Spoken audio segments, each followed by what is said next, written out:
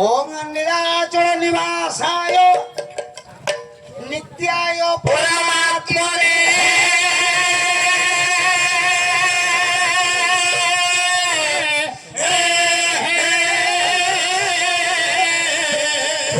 प्रणतकेशनाशाय जगन्नाथाय ते नमः।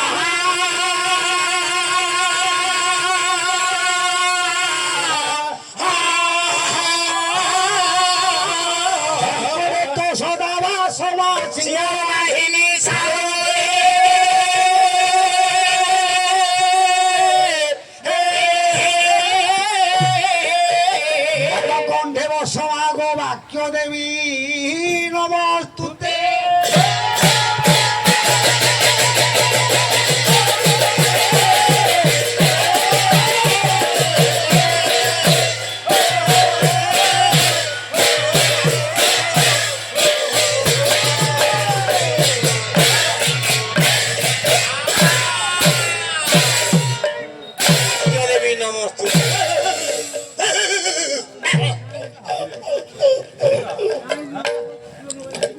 महांती बाबू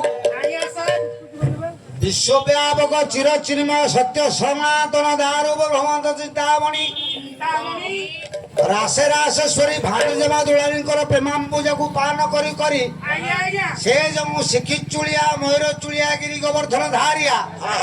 आज पुरीरत्न मंडप पर पन्ना मानकर धन्नामाल परिवेष्टित जो चिन्मय चिंतामणि तांकर कंजचन को गोटे भक्तिर अर्घ्य ढाईदेवा तापर कर्तव्य पर जीवा प्रारंभिक संगीत भाव विनोदिया ठाकुर मोर जगन्नाथ महाप्रभु जगन्नाथ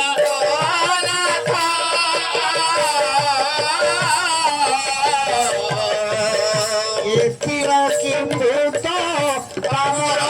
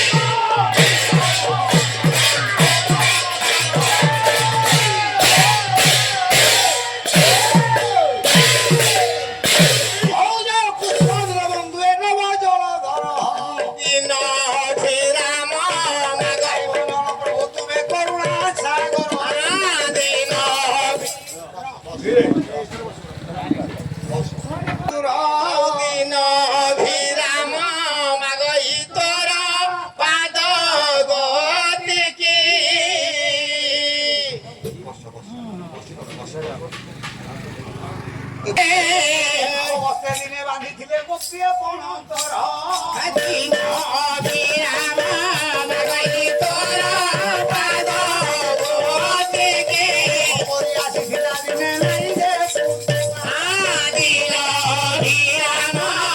ଭାବ ହେଲାରୁ ତାକୁ ଅଧିକ ବନ୍ଦ ଦିନ ବିରାମ ମାଗଇ ତୋର ପାଦ ଗୋଟିକେ ନିବାସାୟ ହେ ପ୍ରଭୁ ଚୋଖାଣ୍ଡ ବିରାମ ମାଗଇ ତୋର ପାଦ ଗୋଟିକେ ଖେଳା ଦିନ ବିରାମ ମାଗଇ ତୋର ପାଦ ଦିନ ବିରାମ ମାଗଇ ତୋର ପାଦ ଗୋଟିକେ ବିରାମ ମାଗଇ ତୋର ଦିନ ବିରାମ ମାଗଇ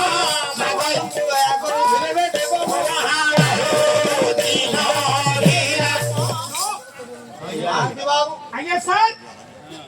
ମହାଶୟଙ୍କର କଣ ସତ୍ୟନାରାୟଣଙ୍କର ପୂଜା ବ୍ରତ ଉପଲକ୍ଷେ ଆଜ୍ଞା ଆଜ୍ଞା ଆଜ୍ଞା ଆଜ୍ଞା ମାନସିକ ପାଲା ମାନସିକ ପାଲା ଆଜ୍ଞା ଆଜ୍ଞା ଠିକ ଅଛି ତେଣୁ ମାନସିକ ପାଲା ଆଜ୍ଞା ହିସାବର ହେଲେ ମଧ୍ୟ ହଁ ମାନସିକ ହଉ ବା ତାମସିକ ହେଉ ମଙ୍ଗଳାଚରଣ ଟିଏ ନିତ୍ୟାନ୍ତ କର୍ତ୍ତବ୍ୟ ଦରକାର ଦରକାର ଗୋଟେ ଶ୍ଲୋକଟିଏ ଗାଇବି ଆଜ୍ଞା ଏ ଶ୍ଲୋକରୁ ଯୋଉ କର୍ତ୍ତା ବାହାରିବେ ସେ କର୍ତ୍ତା ହଁ ଆଜି ଯେତିକି ଏ ଅନୁଷ୍ଠାନ ଭିତରେ ଏ ମଞ୍ଚ ଭିତରେ ଆଜ୍ଞା ଯେତିକି ଅଛନ୍ତି ବାସ୍। ସମସ୍ତଙ୍କର ମଙ୍ଗଳ କରିବେ ହଉ। ସର୍ବେ ବୋଲେ କବା ହରି କବି ହେଲା ଆଜ୍ଞା ବିଲ୍ବ ମଙ୍ଗଳ ବୋଲ କବି ହେଲା କୃଷ୍ଣ କର୍ଣ୍ଣାମୃତ ନାଟ ବେଶ କଣ ଲେଖିଲେ କଣ ହେଲା? ନବନୀତ ନବନୀତ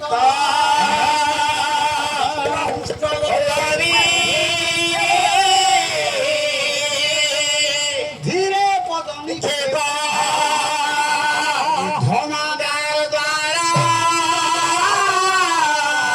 ଧର୍ମେନ୍ଦ୍ର ପୁରେ ଗତ୍ୱା ଛାୟା ଭାଷଣ ଜନନୀ କକ୍ଷେ ନିବାସ ତୁମ ବାଳ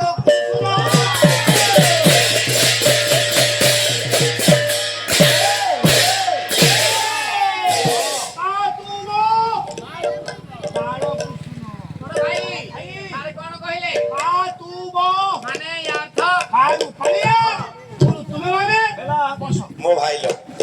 ଯାହା ହଉ ତମେ ମାନେ ଯଦି ଅର୍ଥ କରନ୍ତ ଆମେ ସେଥିରେ ପାଠ ପଢିକି ବହିପତ୍ର କିଣିକି କାହିଁକି ପାଠ ପଢୁଛୁ ଭାଇ ଆମେ ପଢିଲୁ ମହାନ୍ତି ବାବୁ ଆମେ ପଢିଛୁ ସାର୍ ହଁ ପଢିଛୁ ପାଠ ପାଠ ପଢିଛ ମନା କରୁନି ତମେ ଯଦି ଅର୍ଥ କରିବ ଆଜ୍ଞା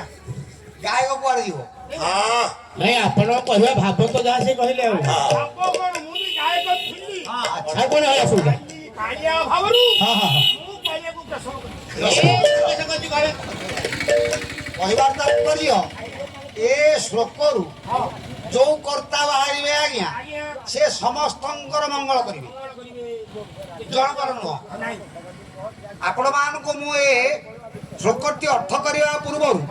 ୟାର ପୂର୍ବାପର ସମ୍ବନ୍ଧରେ ମୁଁ କିଛି କହିବି ଆଜ୍ଞା କୁହନ୍ତୁ ଆଜ୍ଞା ନହେଲେ ଆପଣ ମାନେ ବୁଝିପାରିବେନି କି ନାଇଁ ନାଇଁ ନାଇଁ ନାଇଁ ବୁଝେଇବୁ ହଉ ଭଗବାନ ମତେ ଥରେ ଦେଖା ଦିଅ ନା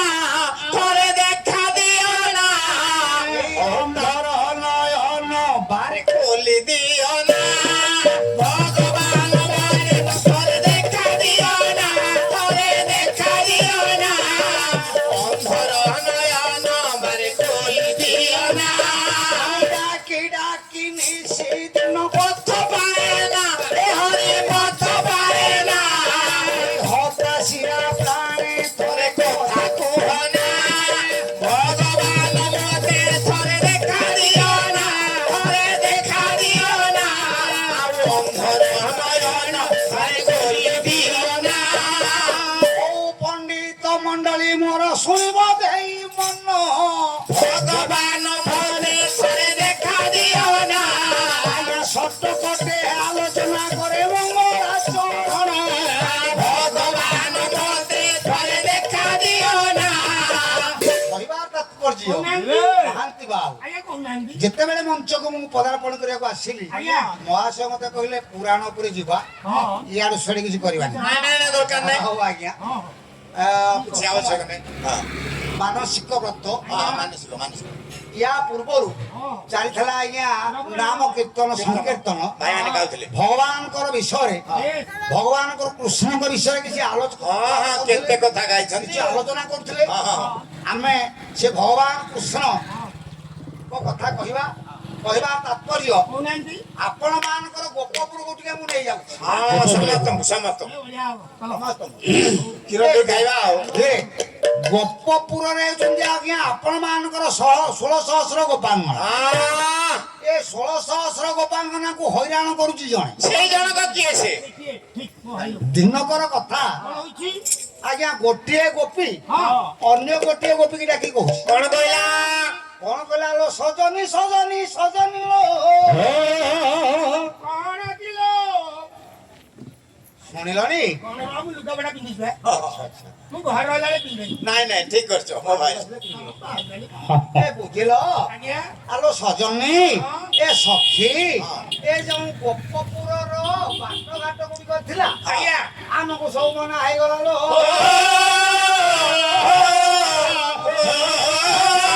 ଏଥିପାଇଁ ଦାୟୀ କିଏ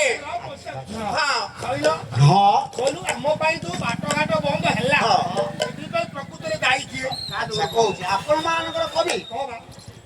ମୁଁ ଆଜା ବାଜା କଥା କହିବିନି ନାଇଁ ଆଜ୍ଞା ଆଜ୍ଞା ଆପଣ ମାନଙ୍କର ଏ ନୟାଗଡ଼ ଜିଲ୍ଲାର ଗର୍ବ ଗୌରବ ବା ବା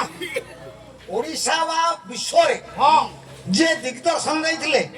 ପଠାଣି ସାମନ୍ତ ହେଲେ। ମହାମହୋପାଧ୍ୟାୟ ଯୋଉ ପଠାଣି ସାମନ୍ତ ନୟାଗଡ଼ ଜିଲ୍ଲାର ଗର୍ବ ଗୌରବ ତାଙ୍କର ମଧ୍ୟମ ପୁଅ ଗଦାଧର ସିଂ ସାମନ୍ତ ଲେଖିଲେ ଗୋଟିଏ ସଖୀ ଅନ୍ୟ ଗୋଟିଏ ସଖୀ କହୁଛି କହୁଛି କହିଲା, ତୋ ସଜନୀରେ ଆରେ ଯେତେବେଳେ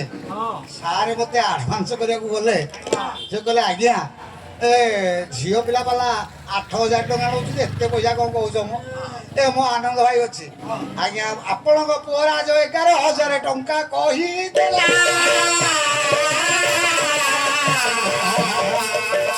1,000 ଟଙ୍କା ଦେବ ବାବୁ ହେ